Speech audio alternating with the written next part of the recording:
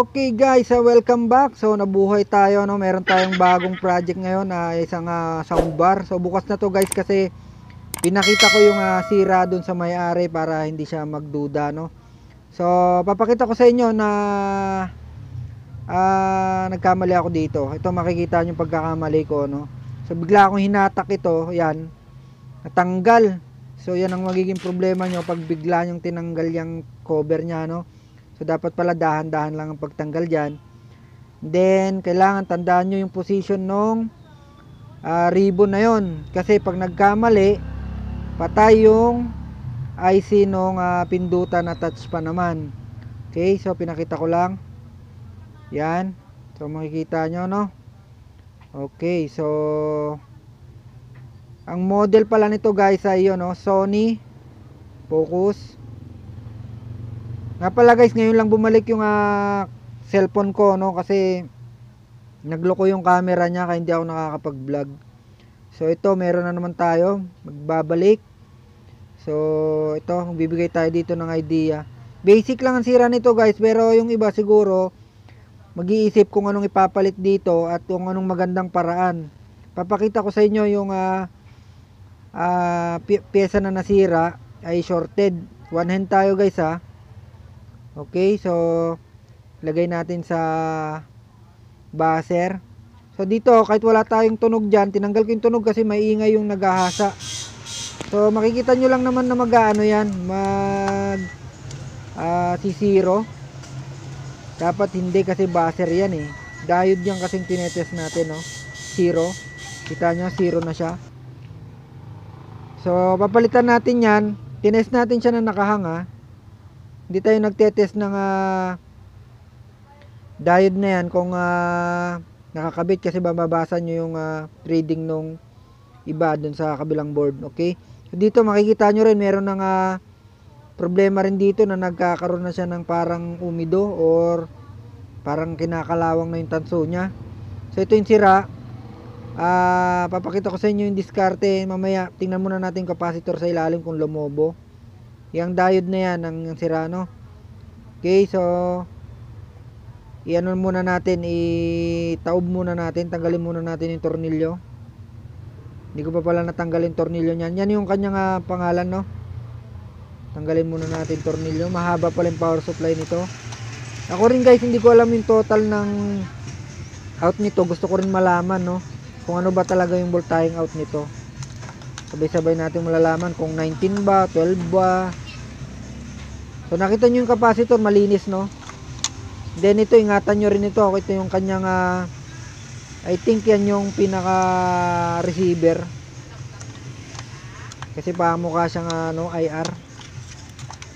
So yan. So dito, ang diskarte ko dito, bubutasan ko yan. Hindi tayo magtatap ng diode dyan, magiging madumi. Ngayon bubutasan na natin siya. Ay hindi pala, tanggalin muna natin yung diode nya. Naghahanapan na naman kami ng tweezer ko dyan. So mag-isa lang ako guys dito talaga, no, sa shop ko, kaya wala tayong cameraman. Wala na rin si Nards TV kasi nasa Saudi na siya. Okay, so tanggalin ko lang muna tong diode na to. Papainitan nyo lang kaliwa ay sa baba at sa taas, then hatak, tatanggal nyo yan. Yan. So natanggal ko na. Tingnan natin doon sa microscope yung number kasi hindi ko rin makita. Mahina na yung mata ko guys. Then tingnan natin kung anong number nyan. Baka mayroong naghahanap ng number nyan. Ito na siya guys. So natanggal na natin. Ang magiging plano natin dyan is bubutasan natin yan. Dalawa. Kagaya ng diode na yan. Dalawa rin yung diode na yan guys na pinagsama, no. Makikita nyo yung ilalim nyan. Yan yung number guys ha. Yung ilalim nyan, tatlo yung pin. Yung number na yan, yan ang number nyang diode na yan, no. Okay, so yan, tatlo yung pin, 1, 2, 3, isang malaki, dalawang maliit. Ibig sabihin yan, nagsalubong yan na diode din lang, no. Okay, so bubutasan ko na para may lagay natin yung diode dyan. Ito idea lang guys sa mga gustong gumaya, di gayahin nyo lang. Pero kung ayaw na may-ari, huwag nyo bubutasan. Siyempre, nagpaalam naman tayo dyan. Okay. So yung diode na yung guys ay wala akong alam kung saan ko makukuha yun, pero mostly nakikita ko yun sa laptop.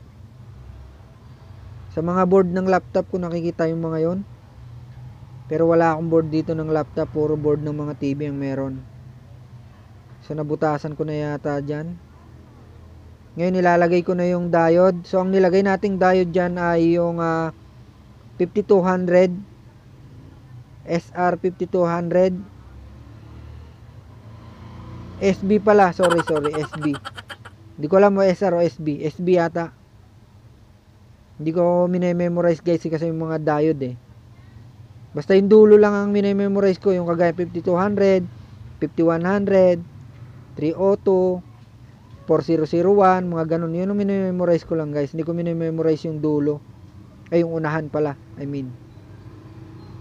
Okay, so yan. Papakita ko sa inyo yung butas mamaya, hindi muna natin ihihinang dyan para magkaroon kayo ng idea na pwede yung gawin din. Tested na to guys kasi may ginanito rin ako. Okay, so ito na yung outcome. Kung makita nyo, binutas ko. Yan. Yan siya, oh. Nasa ilalim na siya ngayon. Kanina wala yan, oh. Oh, yan na siya. Dalawang diode, di ba? Pwede. Oh, di ba? Pwede. Hindi na natin kailangan mag-tap dun sa ibabaw kasi haharang lang sa takip yun. Then puputulin natin yung sobra mamaya. Okay, ito na yung outcome. Kung makita nyo yung outcome, hindi niya sasayad dun sa takip. Okay, tapos kinuskuskan ko na rin pala to guys, no. May multo yung mga ganito guys, kaya kinukuskus ko yan. Sa mga naka-encounter, alam na yan kung bakit nagkakaroon ng multo yan. Someday explain ko yan kung paano nagkakamulto yan. Okay, so ito na yung voltahe pala niya, no. 22.3. So steady na siya, no. Akala ko 19 volts to. Bakit 22.3? Pero normal naman, hindi naman siya naglilikot-likot. Siguro yan talaga yung kanyang output, 22.3. Yan siya, oh. Or baka may nagbago sa feedback, pero okay naman. Tinesting ko siya kanina, okay naman, working naman siya. Okay, so ngayon dito papaalala ko sa inyo yung pagkabit dito, ha.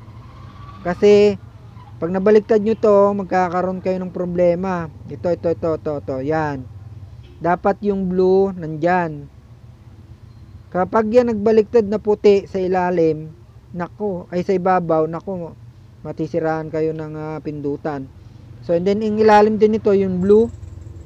Kasi nahatak ko to kanina guys eh. Yan. Okay. So, ganun ha. Huwag nyo bibiglayin kasi mahahatak siya. Binigla ako kasi kanina. Aanga kasi ako guys. Okay, so ito. Yan, iinit yan kapag nagkamali kayo guys. So ingat-ingat tayo guys. Yan ang maandar na siya. Hintayin na lang natin yung may-ari and then testing natin. So nandito na yung may-ari guys.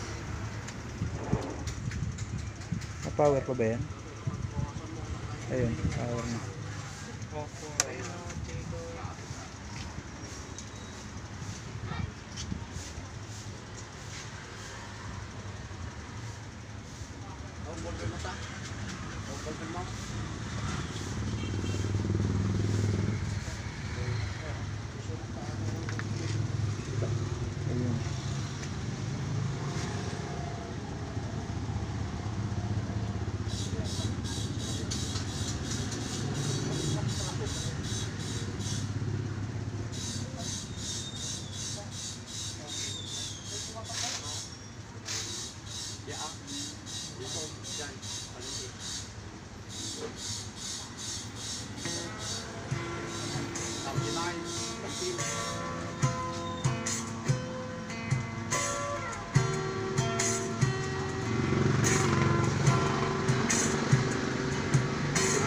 I can't count the times I almost said what's on my mind. Okay na sir.